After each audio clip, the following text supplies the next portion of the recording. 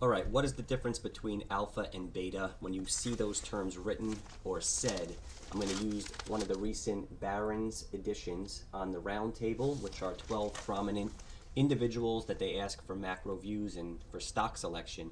And Abby Joseph Cohen of Goldman Sachs, I'm going to read right out of Barron's, has a great quote, which I think describes beta with a great analogy. So she says, this year will be a year of alpha, that is stock selection, not beta or just hugging the index.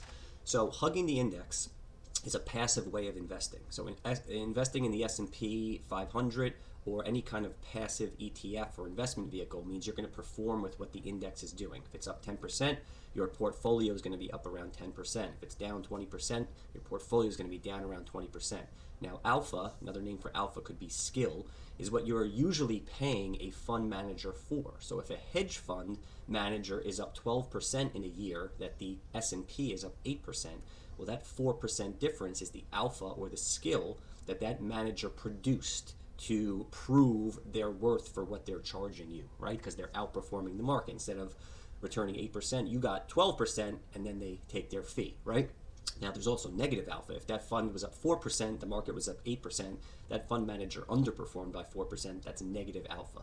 So another way to think of these two terms are alpha is skill, fund managers outperforming an index, private equity managers' ability to select companies that are going to be worth investing in at an earlier stage, VC firms as well, things like that.